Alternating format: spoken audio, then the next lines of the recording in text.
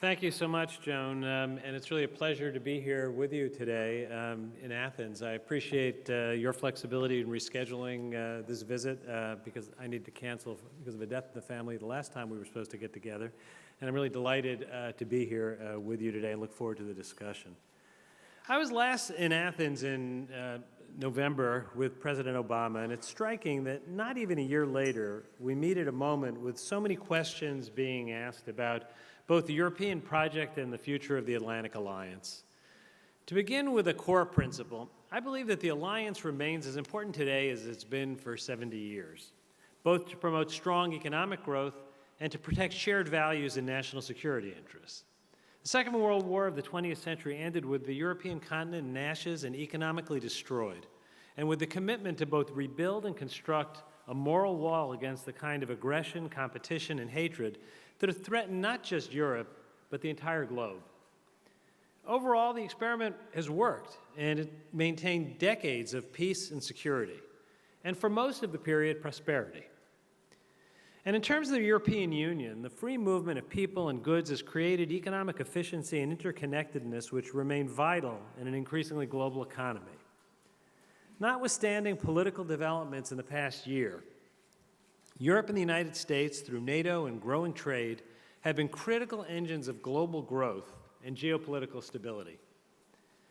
In the U.S., the financial crisis brought to the surface structural weaknesses that we needed to address in terms of financial oversight and regulation. Through determined action, both legislative and administrative, we made great progress. Using fiscal and monetary tools, we jump-started growth and structural repairs fixed a broken financial system. So much so that today, there's a risk that even though our system is sound, some are going to forget that this vigilance must be maintained to be sure that we don't wake up in the future to discover that once again, our guard is down.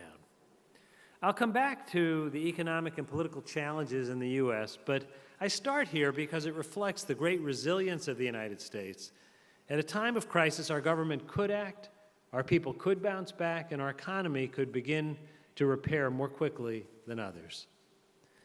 The financial crisis also brought to the surface challenges within Europe. While united in a single currency, the range of economic policy decisions and cultural preferences differ greatly from country to country. A booming global economy permitted debt to spiral out of control in some countries, and for years, borrowing could hide the emerging risks in expansive spending, weak tax systems, and rigid economic structures.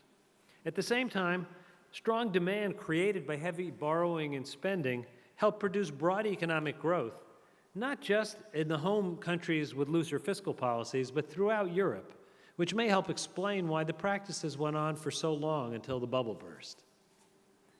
As we learned during the Great Recession, financial channels between our economies create potential risks as well as benefits. The U.S. financial crisis contributed to the European crisis, and with the risk of European sovereign defaults, the reverse was possible as well. In 2012, while the U.S. was recovering, we saw the risk of a European crisis as the most likely potential trigger to a double-dip recession in the United States. And as Chief of Staff to the President in 2012 and later as Treasury Secretary, it was very much in the U.S. national interest that I devoted so much time to the Greek financial crisis and negotiations between Europe, the IMF, and Greece. Stabilizing the economies and financial systems in Europe was important to protect the U.S. economy as well, and maintaining a cohesive Europe was important to our national security. Over the past 2 years, the flow of refugees through Greece across Europe has been a powerful reminder that transnational problems do not respect the boundaries of either countries or continents, and the U.S. has a deep interest that Europe be successful in tackling the geopolitical and humanitarian issues associated with the refugee crisis. Within Europe, it was striking how quickly demands for immediate fiscal restraint gave way to a tolerance of new spending to address the refugee crisis. That was the right response from the perspective of shared interests and values. But the necessity of addressing a crisis cannot erase an underlying economic challenge. While dealing with the refugee crisis, Greece also took hard actions to address fiscal and structural reforms, and even with the recent flat growth, we've seen better than projected performance in the Greek economy and on reaching primary surplus targets. Economic decisions cannot be divorced from their context or from their indirect impacts. which are measured in political insecurity as well as economic consequences.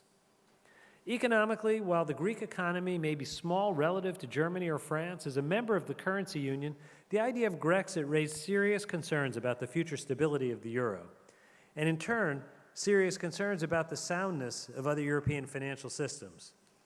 After a series of tough actions here in Greece and agreements with international partners, it's a good thing that Grexit now appears to no longer be a current topic of concern. In contrast, even without raising questions about the future of the currency union, the Brexit experiment is unlikely to have a happy ending.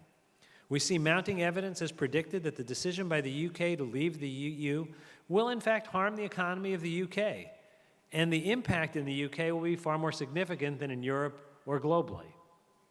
With uncertainty about the future, investment is sluggish, and the UK has looked to fiscal and monetary policies to maintain growth rates at home. It continues to be in the interest of the UK and Europe to remain closely connected, and hopefully the lessons learned will temper the enthusiasm for leave campaigns in other countries. While I saw only downside risks in the case of Brexit, unlike the Grexit fears, the downside risks did not include a risk to the currency union. In contrast, Grexit would have undermined the basic stability of the single currency with potentially far broader consequences. As Secretary, I argued that it was not an experiment we wanted to learn the results of, and all parties had an interest in finding a solution first. It was good news this summer that Greece once again reached agreement with its creditors to address impending financial deadlines for bond repayments. And importantly, this time the agreement focused clearly on the need for and the contours of a debt restructuring that is essential to building a foundation for stronger and sustainable growth. And even tentative first steps back into capital markets are an important indicator of progress.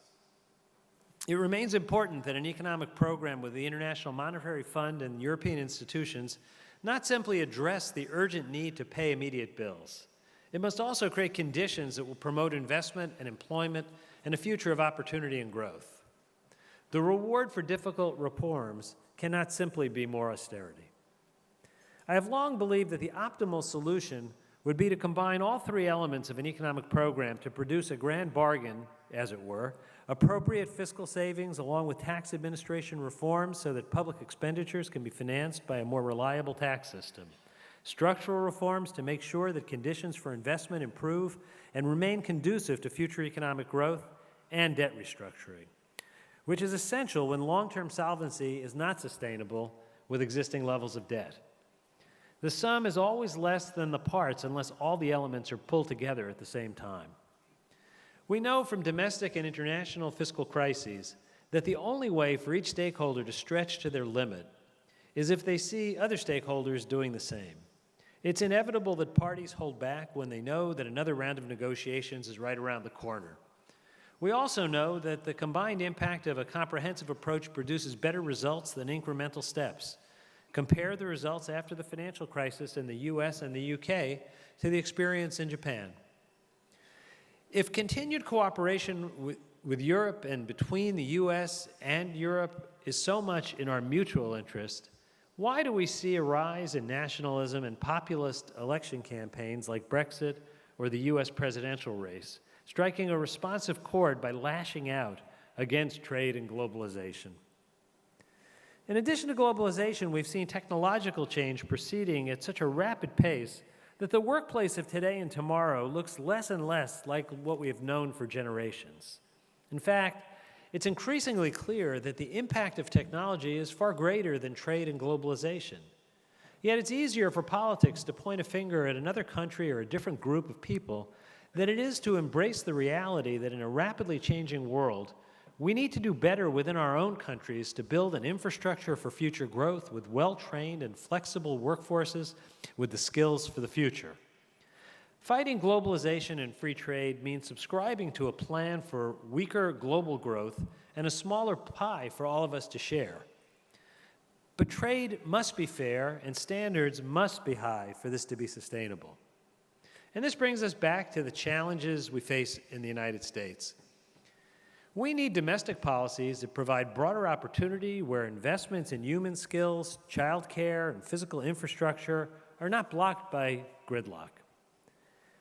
We certainly do not need tax cuts that create spiraling debt that will make it impossible to pay for these things while adding to income inequality. We cannot pretend that tax cuts will pay for themselves with unrealistic assumptions about economic growth. Facts and analysis must guide policy, not hopes that eclipse lessons learned from past experience. Success or failure will have much to do with alleviating the anxiety of working people. And looking at elections around the world over the past year, we see how important it is to demonstrate through action that free markets and open democracies are up to the challenge of tackling these problems. I continue to believe that working together to expand global growth, reduce poverty, and maintain alliances that stand for protecting democratic values is the best course for the U.S. and Europe.